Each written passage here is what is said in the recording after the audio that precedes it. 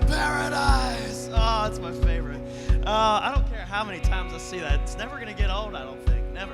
Testify. Hey, my name's Austin, if we haven't met. I'm normally at Crossroads Uptown, but I get to be here with you guys in Crossroads Anywhere this weekend, which I'm super stoked about. And whether you have been pummeled in 2016 or you are looking to be more resilient this year, that's what we're going to start our time off by doing. We're going to worship and practice resiliency, and one of the best ways to do that is to worship. So I want to invite you to stand up with us, and we're going to get this thing going, yeah?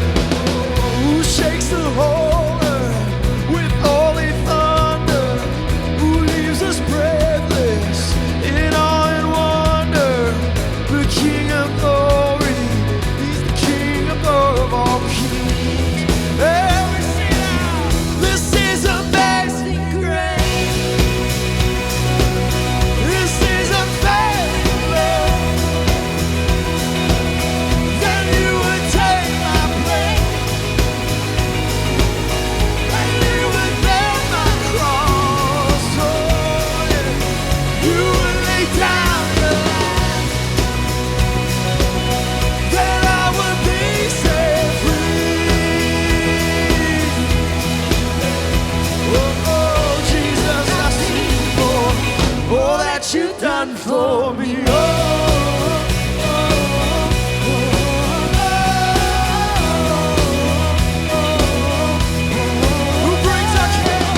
Who brings our chaos back into order? Who makes the orphan a son and daughter? The King of glory, the King of glory, who rules the nations with truth and justice, shines like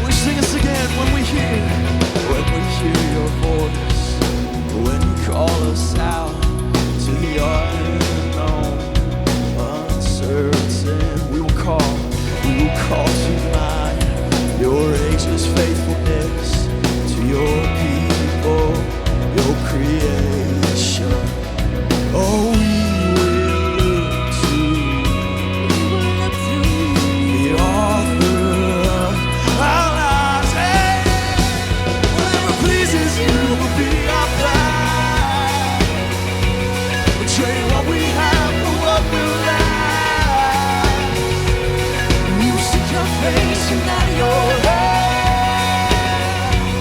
Whatever pleases you will be our guide. What we cannot see is where the road will lead. We are empty, we are broken. And when the enemy seems strong, there seems nowhere to run. We will trust you, you are with us. Oh, we will look to you, the author of our lives. We're singing again, we will look. Oh, we will look to you.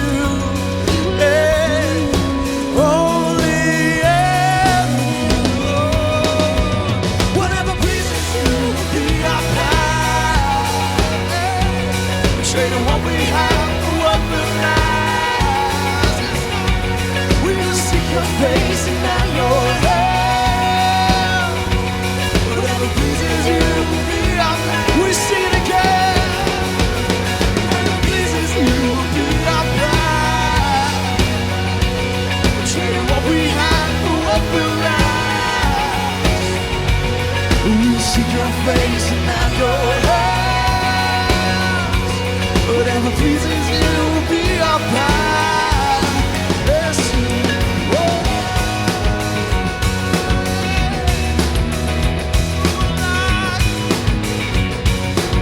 just the voice of the singers.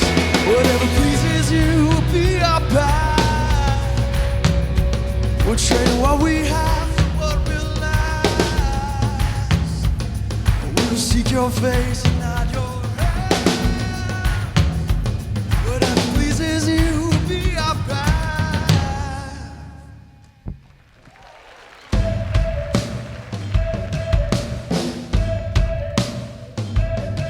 Oh, you are Lord of all, and I'll follow where you lead. I lay at your feet.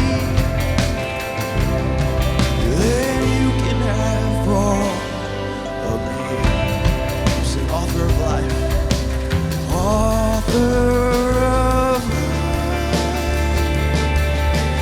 maker of time.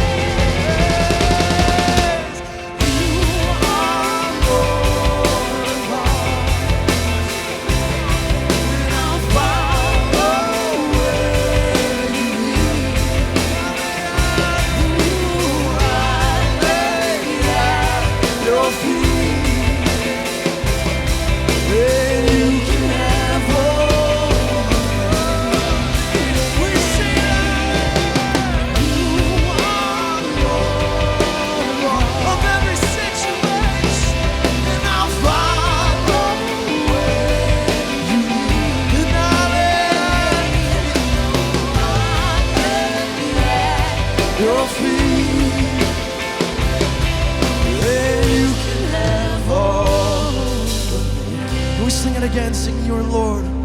Oh, you are Lord of all.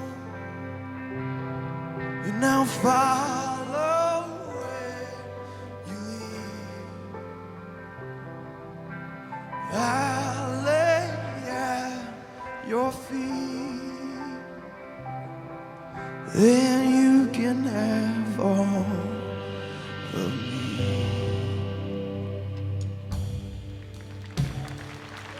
Well, good morning, everybody. I'm very excited to be here with you today. My name is Courtney, and hi, friends. The next song that we are about to sing is called Good, Good Father, and it's actually one of my favorite songs. And the interesting thing about that, though, is it's actually one of the songs that is the most difficult for me to sing, and I will give you just a little bit of background as to why. So if you know me, then you know that physical touch is a way that I receive and give love. It's one of my favorite things. I'm a hugger. I will hug you if you're a stranger. I'll pat you on the back. It's just the way that I deeply connect to people. So when I was a little girl, actually all the way up through the time that I was in college, one way that I connected with my father was to just lay on his chest and hear his heartbeat. That was something that was very soothing to me and comforting to me. I felt very safe and secure just in his arms. And then a few years ago, my dad got sick, and we received a call from his doctors telling us that there was nothing else that they could do, and that he had about 3 weeks left to live. 3 days after that, I go into my parents' bedroom, and I see my dad, and I get in bed with him, and I lay on his chest, and there was no heartbeat. So for me, at that point, a huge block wall came up between me and God. And my earthly father was now gone. And my heavenly father, the relationship between us couldn't have been more distant at that point. But the good thing is I got my joy back. Through the midst of that, I got my joy back. And I just want you to know, thank you, he is good. He is good. And so as we sing this song, I just join you to sing with us.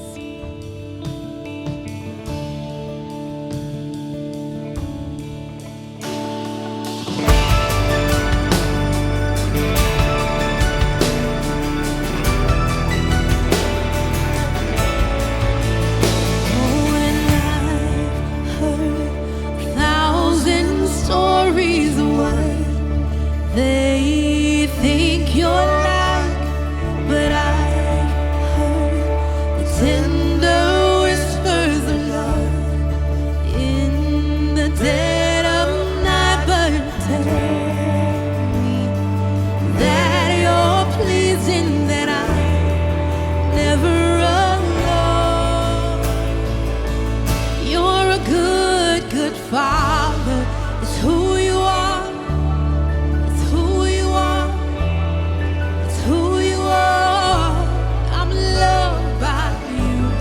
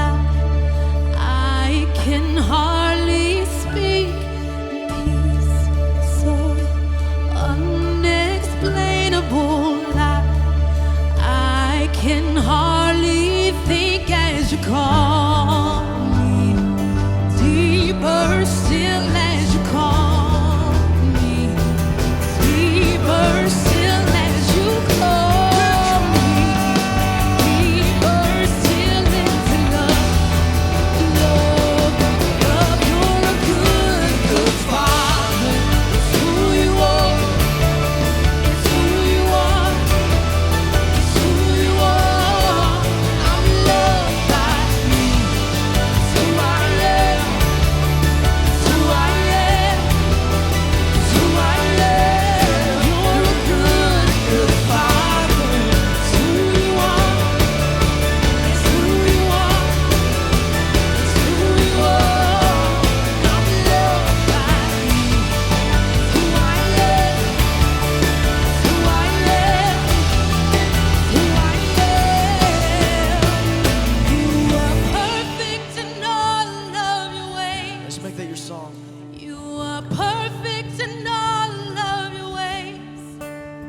You are perfect in all of your ways to us. You are perfect in all of your ways. You are perfect in all of your ways. You are perfect in all of your ways to us. You're a good, good Father. It's who you are. It's who you are. It's who you are. I'm loved by you. It's who I am. It's who I am. It's who I am. You're a good, good Father. It's who you are. It's who you are. It's who you are. I'm loved by you. It's who I am. It's who I am. It's who I am.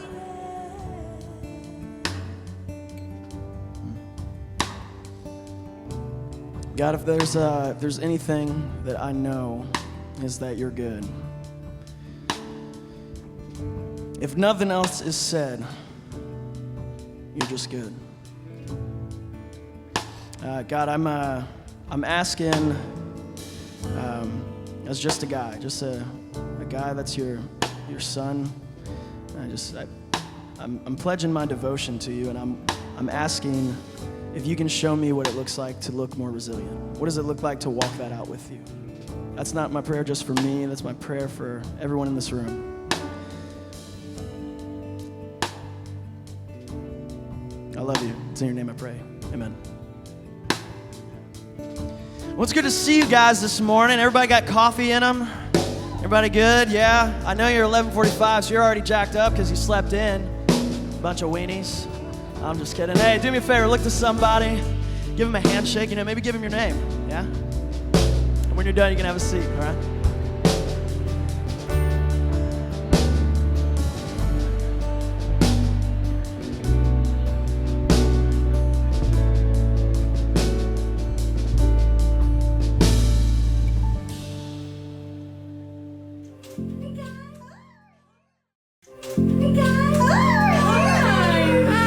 She likes to sit up. She's beautiful, guys. Oh, so good to see you. Oh, we got voice. We got voice. Oh, we got voice. Hang on your man. Oh, no.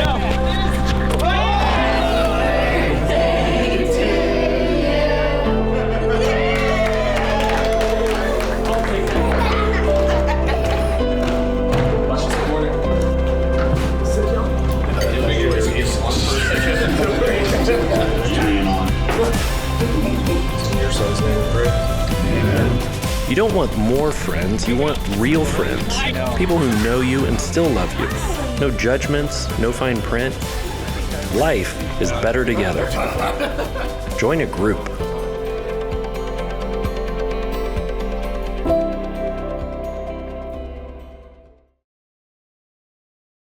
Hi guys, my name's Matt. I'm the campus pastor of Crossroads Anywhere. I'm really glad you're with us this weekend, and I'm excited that you saw that video, because that video gives you an inside look as to one of the things that's most important to us around here. It gives you a sense of our culture, that we're about community. You know, Crossroads is one church in many locations, and as a result of Crossroads Anywhere, we actually have the ability to be connected in and a part of Crossroads, a part of this church from anywhere in the world. And it's true, we have people all over the country, we have communities in multiple countries all over the world that are connected in and a part of this church. If you're brand new, you're just checking us out, you're trying Crossroads out, you're doing something different in 2017, I'm incredibly glad that you're doing that. I hope that you experience something unexpected today, and as you continue over these next couple of weeks to give us a try, I hope that you experience God in a brand new way. You know, we created Crossroads to be a place for people who had given up on church but hadn't given up on God. And so if you are interested in having God interact with you, change your life, transform you, that's what we are about as well.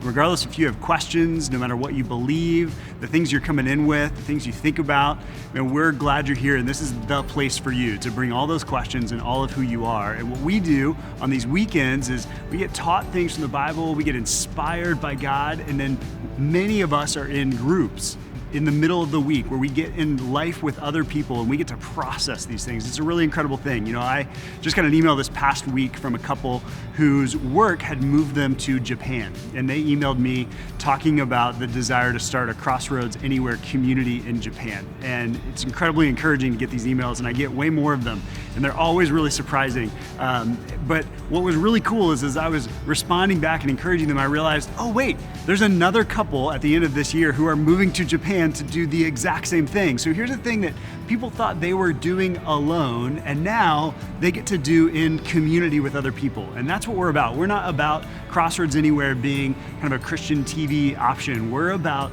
actually being a part of a team and doing these things in community. And as a result, you can go to crossroads.net/groups and see the breadth and the variety of community that exists at Crossroads. You can put in your zip code, an interest that you have, and realize that there are groups that get together to study the Bible, groups that are all about a particular life stage, like being a dad or being newly married or having young kids, or there's groups around interest. There's groups on running and groups of people who like brewing beer in their basement and talking about God while they do it. Whatever it is, we want to be a community of people who do life together. And I would love to invite you to be a group leader. We need more people who open up their homes and are leaders in creating a spot for community to exist. And you can do that wherever you are. And actually this time of year is a really critical point, because here in a couple weeks, we're gonna start the journey. Every year we do a journey. This journey is called I Am, and it's a highlight every year. This journey is called I Am, and we're gonna learn about who we are. For 6 weeks, this is how the journey works.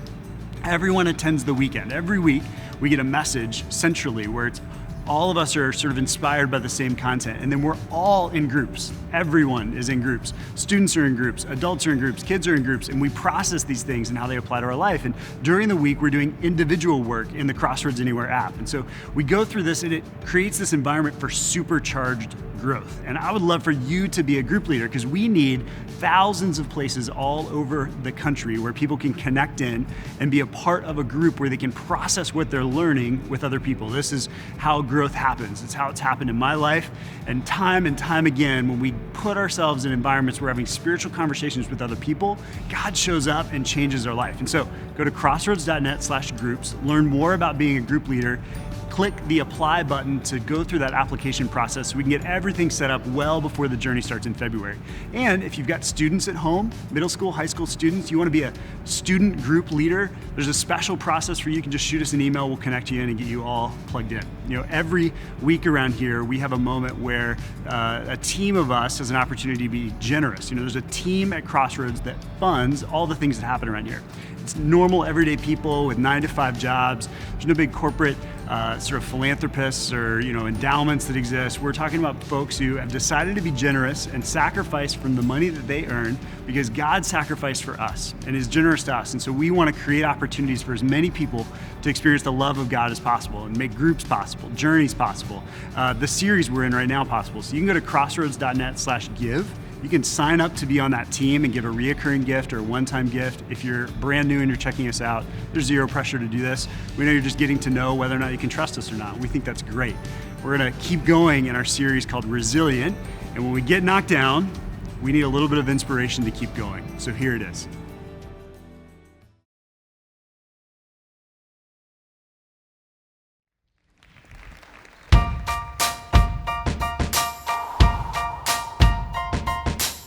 I used to bite my tongue and hold my breath, scared to rock the boat and make a mess. So I sit quietly, agree politely. I guess that I forgot I had a choice. I let you push me past the breaking point. I stood for nothing, so I fell for everything. You held me down, but I got up. Hey, get ready, 'cause I've had enough. I see it all, I see it now. I got the eye of the tiger, fire, dancing through the fire. 'Cause I am a champion, and you're gonna hear me roar louder, louder than a lion. 'Cause I am a champion, and you're gonna hear me roar. Now I'm floating like a butterfly, stinging like a bee. I earned my stripes. I went from zero to my own hero. You held me down, but I got up. Hey, get ready, 'cause I've had enough. I see it all, I see it now. I got the eye of the tiger, fire, dancing through the fire. 'Cause I am a champion, and you're gonna hear me roar louder, louder than a lion. 'Cause I am a champion. Roar, roar, roar, roar, roar.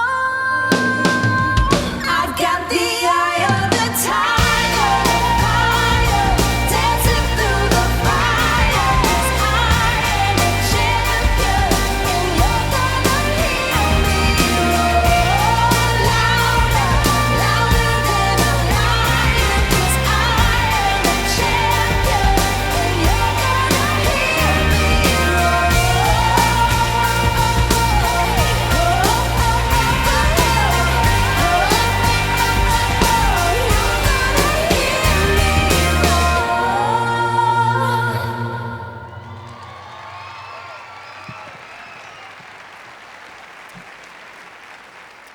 Oh man, hey, any guys want to admit in here that you like Katy Perry? I do, love Katy Perry, only to be exceeded by Pink. Oh my goodness.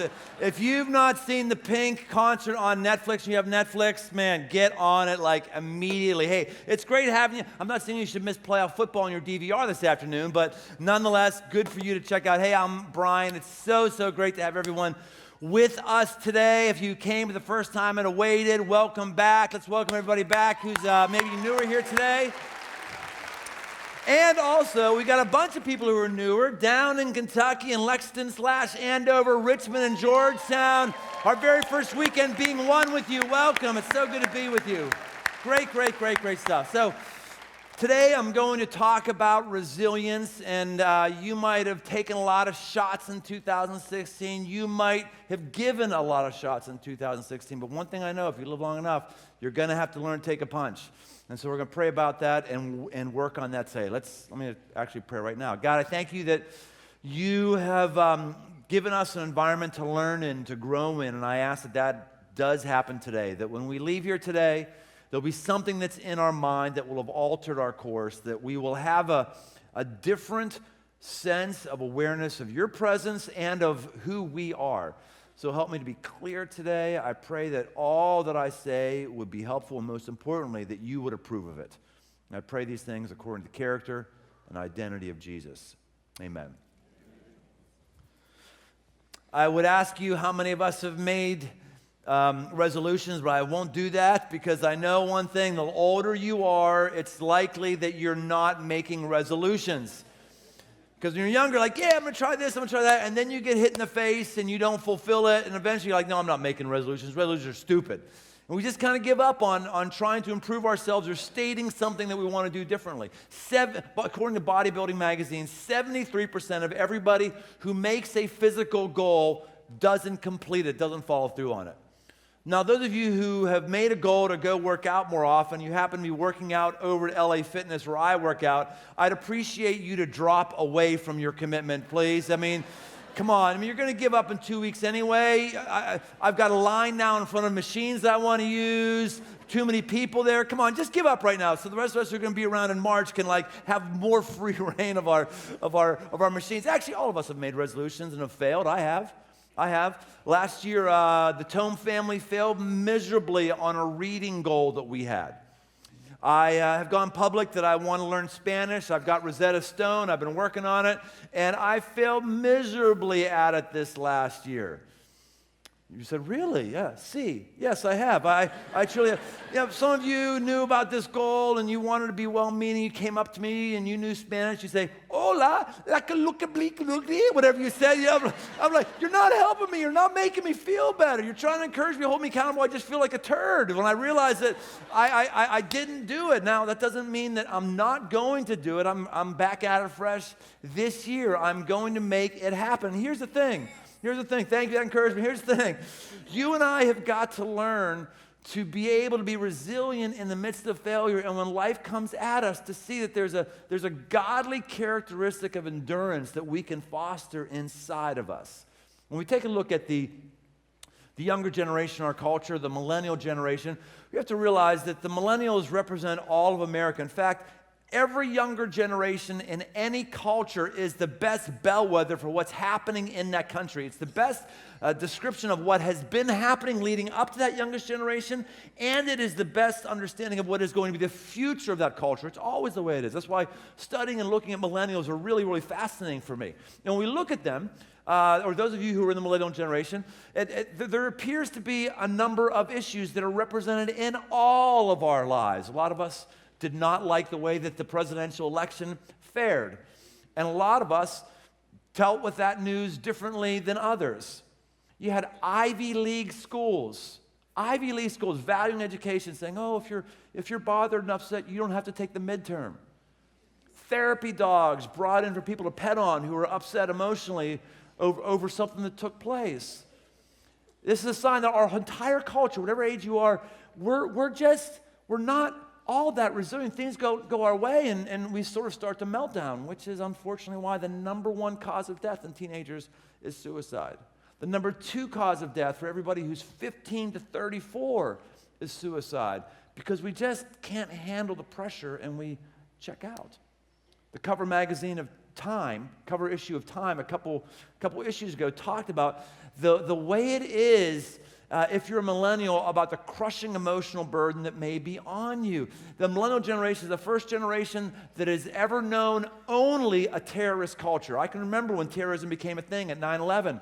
If you're younger, it's always been around. You've looked in the face of your parents in the midst of the Great Recession. You've seen fear there, and that uncertainty sort of hit your life.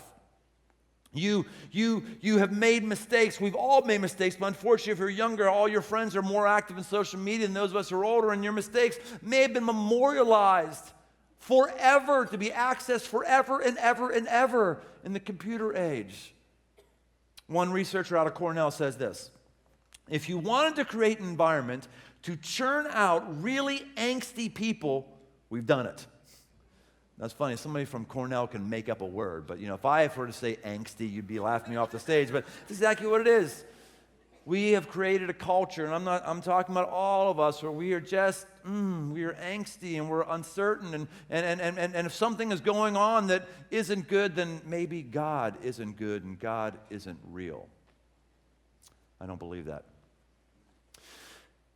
Joseph is who we're going to look at for the rest of today in this entire series. Not Joseph of Joseph and Mary fame from Awaited, but another Joseph that existed a long time before that. Joseph is another hero in the Bible, and he's a unique guy. He's one of the very few people in the Bible who has had 12 chapters devoted to him and his story. From Genesis 37 to 50, if you want to binge it, you can go home and read it yourself, or just show up here the next few weeks, and we'll be looking to this. I want to give a macro view of his life today. What we see with Joseph is a guy whose resilience, I believe, is on the knife edge between his pridefulness and his humility. The big idea for us today is this: the more prideful you are, the less resilient you will be. The more humble you are, the more resilient you will be. And Joseph has a variety of things to feel pride about. Let's take a look at this in Genesis chapter 37, 2 and 3. He's got a bunch of his brothers, and his brothers don't like him very much. Let's find out why. Now, Joseph brought a bad report of them to their father. Now, Israel loved Joseph more than any other of his sons, and because he was the son of his old age, and he made him a robe of many colors. So Joseph brings a bad report. This is to say, he was a tattletale. How many of us like tattletales? Anybody like tattletales? I don't like tattletales. Why don't we like tattletales? It's not just because they're telling on us, it's because they're prideful people. It's like, oh, I've never done that, or I'm going to make sure someone else knows that you're failing in that area. I'm going to be a tattletale. So he's got that going against him. And then on top of that, his dad isn't helping him out much at all here. His dad views Joseph as his favorite child. He's his favorite child. And one of the things I never hear anyone talking about is the reality of parents having a favorite child. Like, he said it. I've always felt that way. Now, if you're younger, you're like, oh, that's ridiculous. Parents don't have favorites. Yeah, you probably were not the favorite. If you're having a hard time like wrestling with that. Parents have favorites. Sometimes these favorites can shift every few months, every few years. The problem isn't having a favorite child. The problem is communicating who the favorite child is.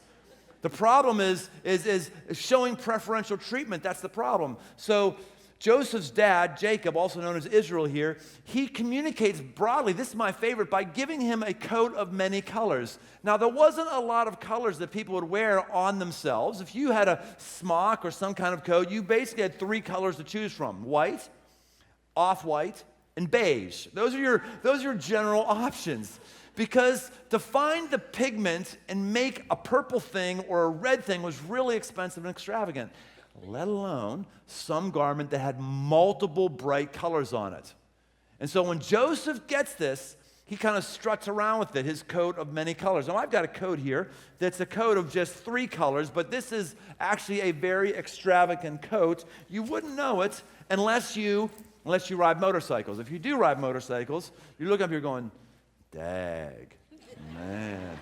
Now, let me tell you how awesome my coat is that you actually don't have. Let me tell you about it. It's first of all, it's got this ballistic material on it right here, which means it's virtually impossible to cut, because a lot of the riding I do when I'm off-roading on the dirt, I'm going down regularly, but this will never cut. Actually, if you're not going down, you're not riding hard enough. So this will never get cut. It's pretty awesome. This right here, this is called Gore-Tex. It's actually called triple Gore-Tex, right? I have 3 layers of Gore. Do you have any? No, you don't have any, but I have 3. I have 3 layers so the sweat comes out of me and no water can come in me. Yes, I got it and you don't. I also have this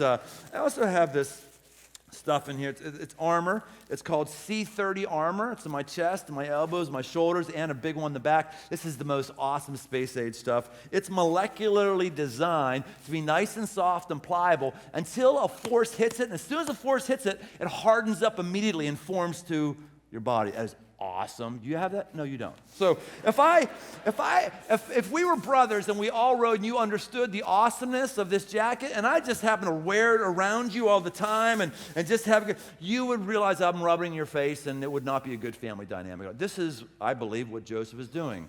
He's broadcasting his coat of many colors. Dad gave it to me. He didn't give it to you. You're a loser. I'm better than you. And as a result of this level of pride that he exhibits, he starts taking punches. He starts having things go his way that are not good and positive things. He ends up being sold into slavery. He ends up having massive, massive problems. And it's not just because he's got a coat that he's flaunting. It's not just because he's a tattletale. But he sort of braggadociously broadcasts his specialness. He has the ability to have dreams and hear from God in the midst of them, and he makes sure people knows that. In the book of Genesis, chapter 37, verse 5, it says, "Now Joseph had a dream, and when he told it to his brothers, they hated him even more." This happens on 2 separate occasions. He says, "Oh, gosh, you wouldn't believe this dream I had. Amazing. There was this big sheaf of wheat that was bound together, big and tall and high. That was me. That was me. And then there was this other wheat that was bowed down before me, and that's you. Can you believe that? You're bowed down to me. Isn't that an awesome dream? He would flaunt this, and people weren't into it at all. So they say this. They said to one another, here comes this dreamer. Come now, let us kill him and throw him into one of the pits. So Joseph's pridefulness now starts to invite pain and difficulty onto his life. They throw him in the pit. They will decide to leave him for dead, and they realize, no, let's not leave him for dead. Let's actually sell him into slavery. And what we see with Joseph, we see him having a major, major prideful beginning, and it starts to kind of mesh into humility, and it comes out very, very strong. And we see through it that this guy is able to be incredibly resilient. He's abandoned and betrayed by his family members. He's physically abused, being thrown into a well. He's sold into slavery. When he's at slavery, he's in a job where he's falsely accused of being a sexual predator. Now he's known as being a sexual predator, falsely. It's a wrong charge against him. He's thrown into jail, does hard time in jail where he's abandoned. When he gets out of jail, he lives in a foreign culture, the culture of Egypt, for the rest of his life, which he doesn't understand, isn't native to him. This is a guy who is so great, and he's great in part because Joseph knows how to take a punch. Oh, man. Rocky bringing the heat. A lot of truth there. First big idea today. Pride makes hardship fatal. Humility makes hardship temporary. Pride makes hardship fatal. When you're prideful, you can't take a hit. Why can't you take a hit? Because when you take a hit, and when you get knocked down, your world crumbles around you. Because you believe that you're better than everybody else. You believe you got God's secret sauce on your life, maybe. You believe that you're the smartest person in the room, and so when something happens, you crumble. You're like, oh my gosh, I'm not as smart as I thought. I'm not as this. And you're crumbled. Or you think you've got God's sweet magic in your life and that you're so important. And so when hardship comes to you, whatever it is, you're devastated. Because you can't believe that God wouldn't take care of you. Because you're the center of everything. You're the center of everything. And so you can't realize that maybe God's doing other things than just me. When you're humble and you get squashed, you get knocked down, you realize, hey, this isn't the end of me because I'm not the beginning and the ending of all things. When you're humble, you realize, okay, things aren't going well for me. Guess what? My 75 years or so on earth is not God's only issue. He's got hundreds of millions of people he's dealing with, and he's got stakes way beyond 75 years. So you're able to bounce back and not take it as personally as when you're prideful. That's why so many of us have major, major doubts and problems with God. We should all be honest about our doubts. Everybody has doubts. Whatever your religious system, whatever your spirituality is, everybody has doubts. And we also should recognize the reason we have doubts so oftentimes is because things haven't gone the way I want them. It's not going well for me, so therefore if it was going well for us, then we wouldn't have doubts. But when we're the center of everything, any crisis, like, oh my gosh, God's not taking care of me, because we feel like we're the center of all that is, and that is our pride, and it doesn't make us as resilient as we should. It's pretty crazy, the things that I know inside of our church and the people I know. I can take a punch. But I tell you what, the punches that get taken by other people as part of our church just blow me away. The difficult issues that have happened in people's lives where you're still standing, you're still going forward, are amazing, because emotional punches are harder to take than physical punches. We have that old line, sticks and stones break my bones, names will never hurt me. Not. Sticks and stones will leave a scar, and you'll never think about that scar. Oh my gosh, when you are given a name that is hurtful to you, you have scar tissue on your heart that stays with you for a long time. I know this. Emotional scars are much more difficult than physical scars for me. I think I'm pretty good at taking a punch. Physically, not just physically more so than emotionally. I remember when I was in high school, I boxed for a bit. I wasn't like this Golden Glove enter tournaments boxer. It was like a recreation thing where got aggression out, learned some different things, and I went to this gym in a seedier part of Pittsburgh at that time called Wilkinsburg. And the gym was called Volker's, and it was down the basement of this this really odd building. I'll never forget going in there. You'd walk down these steps, and you would just see this museum of ancient manliness that was in this place.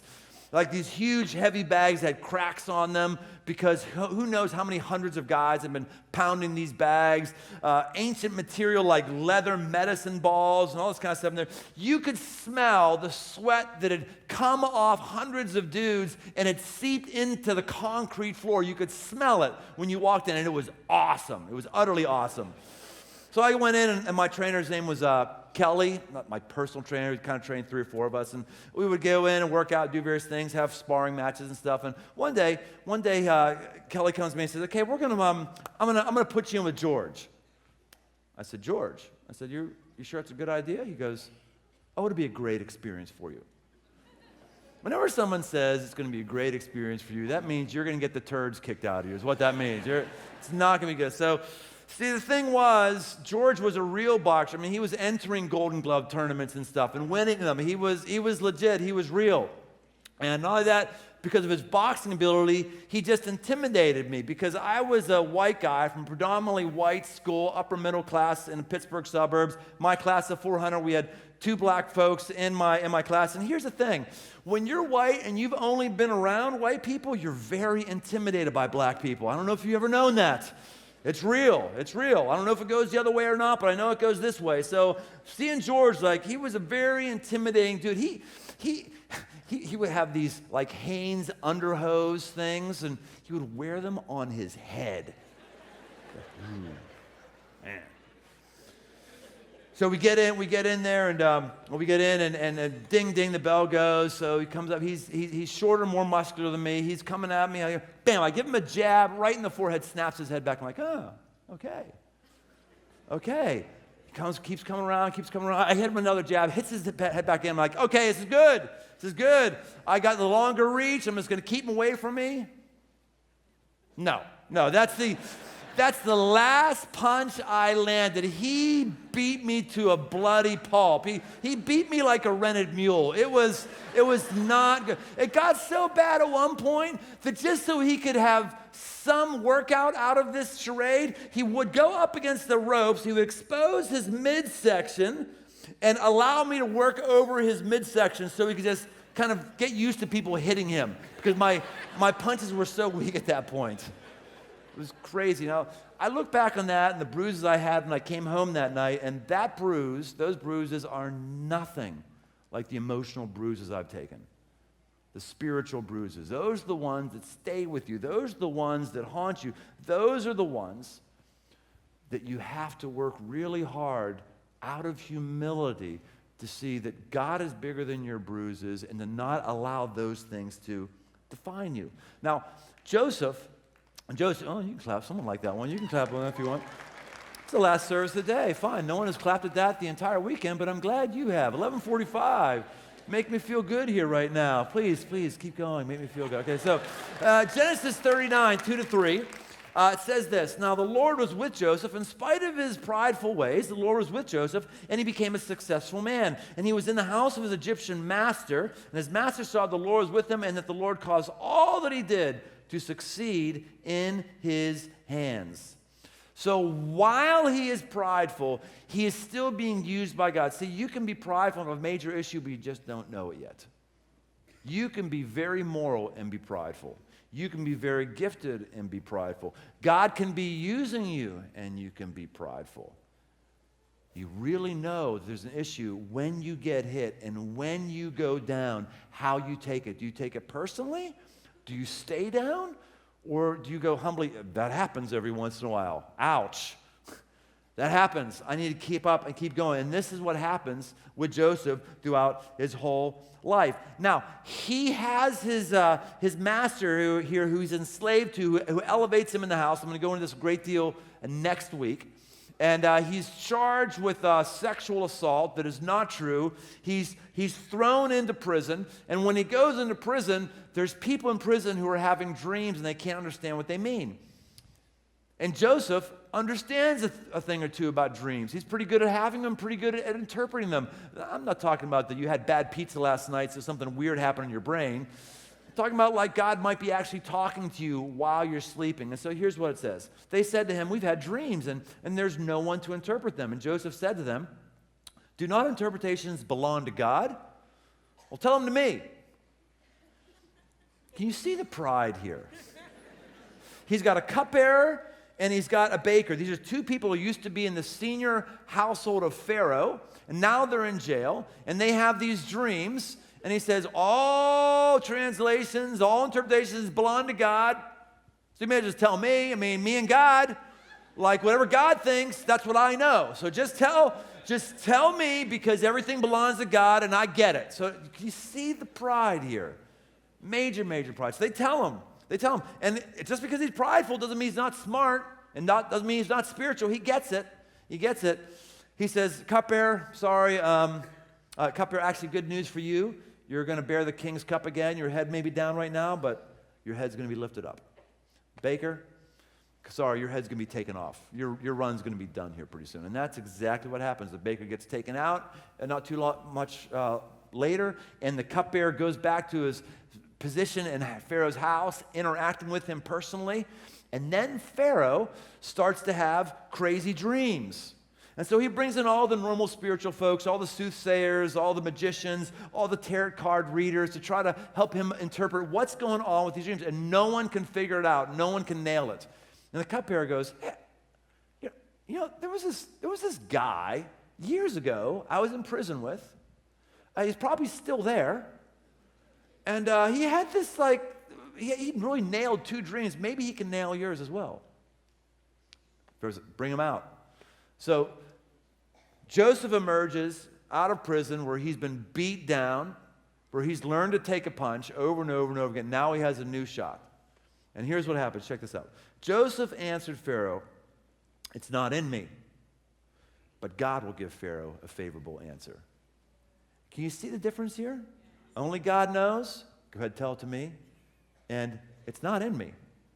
It's not but only God can. Can you see the transition that he's made from pridefulness to humility? And this is the beginning of his meteoric rise that we'll see in weeks ahead. Pride drives us inward, and humility drives us outward. Pride drives us inward, humility drives us outward. So pride has us look to ourselves for the answers. Only I have the answers. I have to look inward. I have to do a personal retreat. I just have to look at the personal retreats are great. Introverts can be very, very intelligent. I'm not talking about that.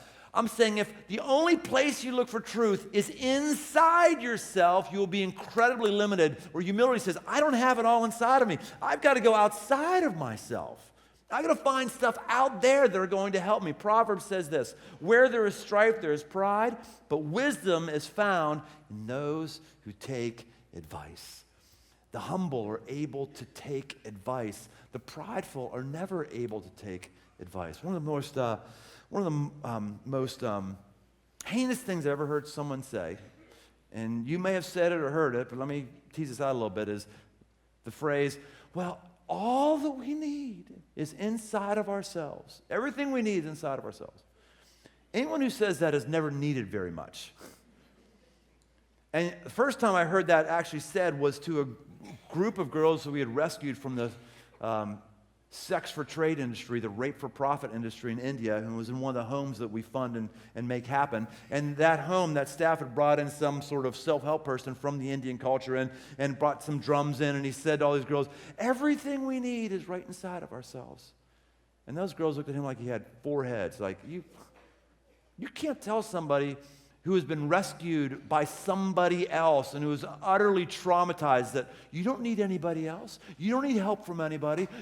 Everything you have is inside of yourself.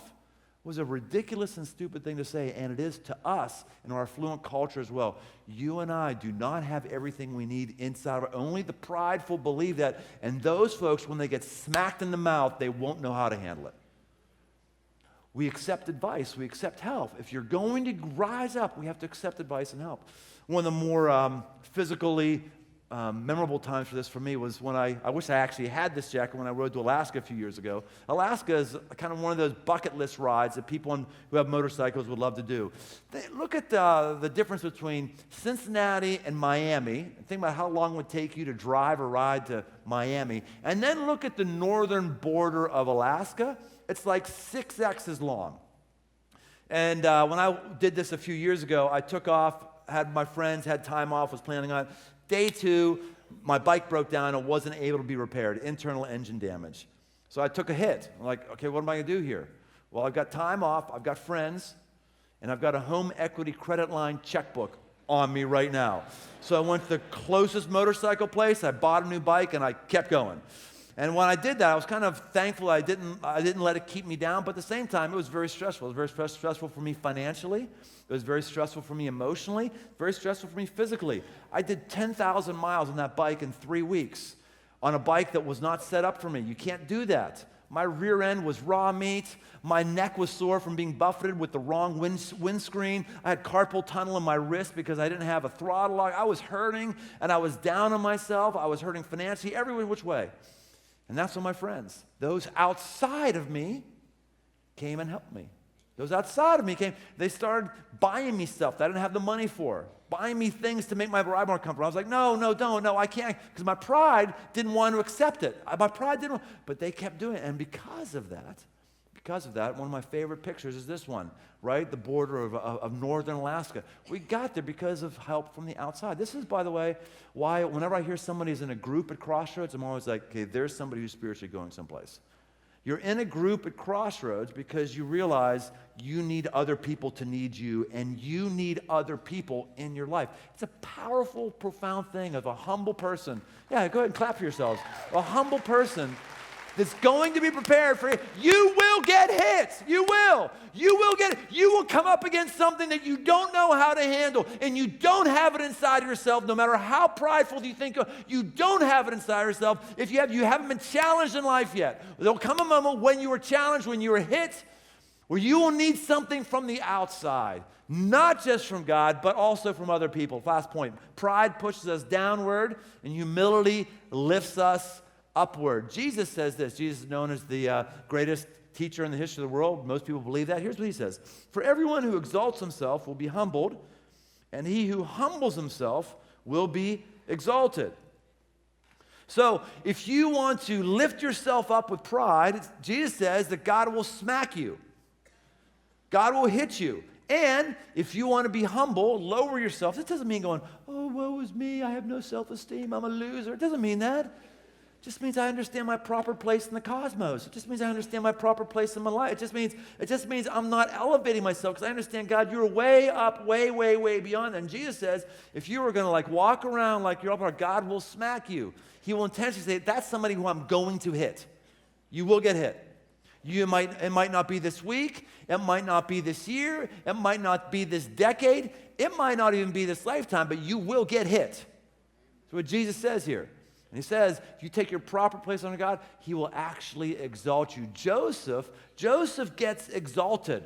Because he learns, God elevates him to the second most powerful place in the world that we're going to see in weeks ahead.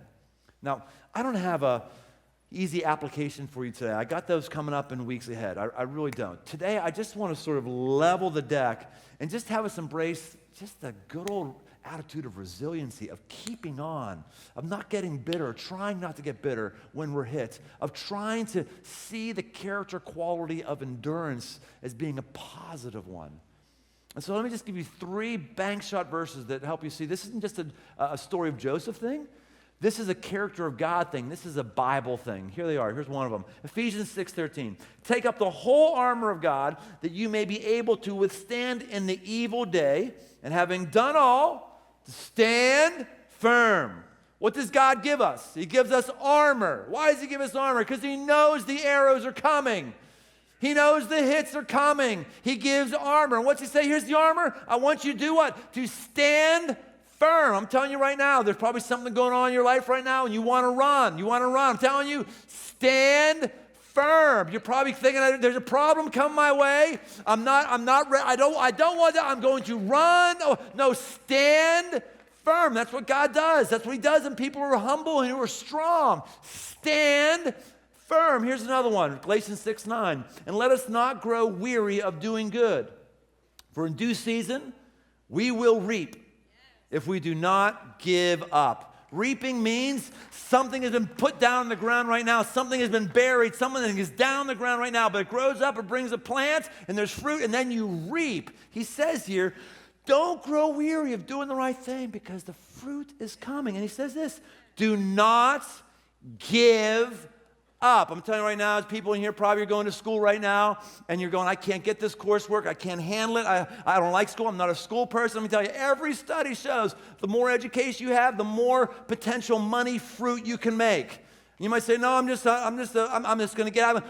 Don't give up. Go to class. Don't give up. I've been married for 27, 28, 29 years, something like that. So many years I can't freaking remember. A lot of years. I tell you what, Lib and I have had more than enough reasons to give up. More. Our marriage right now is so sweet. We are reaping fruit that's so sweet and succulent. Way more than year 1, year 2, year 5. You can't, if you haven't been married for a long time, you just can't get it. And yet, right now, I know there's reasons why that person bothers you and you think they're the wrong person you should be out.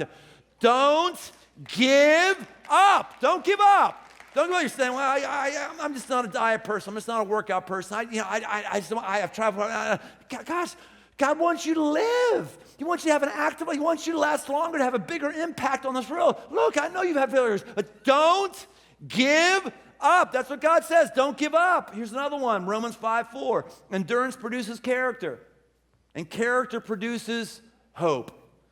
It doesn't say Netflix produces character and character produces hope. It doesn't say education produces character and character produces hope. It doesn't say sex produces character and character produces hope. It doesn't say Bible reading produces character and character produces hope. It doesn't say church attendance produces character and character produces hope. It says endurance. It says getting smacked in the mouth and standing there. It says getting pushed down and failing and falling down and staying in the game. That produces character. That's what it does. Why? And what does that do? That produces hope. There's an ultimate hope, the hope that only God and Jesus can bring. That's amazing. That's like capital H hope. And then there's small h hope. The small h hope that's tied to your character formation. See here what happens. You get hit. Problems come your way, and if you endure, what happens is you get character. Your character gets formed. And when your character gets formed and you get stronger from your inner fibers, what happens is when new things happen that freak other people out, it don't freak you out. You have hope. I'm formed. I've been through stuff like this before. I'm not, and so when other people are afraid, you're not afraid. So you have creative capacities to solve the problem. You have the ability to hang on a little longer because you have hope, because you have endured and you've gone through the fight. Friends, this is the kind of hope that you and I need. This is the kind of hope that God has created, but it only comes to he or she who is humble, who sees his proper place underneath God and embraces when difficulty comes instead of running to hide all the time. Let's reset the deck and let's get ready to have a massive 2017. God, I thank you for giving us the example of Joseph, let alone the dozens and dozens and dozens of other examples that are in the scriptures and the people who we know who have modeled this life. I thank you for them. I pray that you'd help us to reset our brains and make the right applications this week. And I pray these things according to your name, Jesus, your character, and your reputation. Amen. Man, all right. Man. Okay, hey, before we leave here today, when you leave here today, we got this thing that's called a manifesto. We'd love for you to have, especially if you're new. This is going to be really, really critical for you. And if you've been around for a long time, you might have gotten fuzzy of who we are as a church. Our communications team has put this together. It's a really, really good read that's going to help you go, yes, this is what this place is about. We'd love for you to pick up this manifesto on your way out and read it when you take a dump this afternoon. And we'll see you next week. Have a great week. Bye now. Hey guys, so glad you were able to join us this weekend. To check out the manifesto that Brian was talking about, go to crossroads.net/manifesto. It's a little bit serious, a little bit funny. It's a great inside look at what we care deeply about at Crossroads. And for the next couple weeks, we're gonna stay in our Resilient series. So make sure you're back here every weekend and not missing a beat. Have a great week.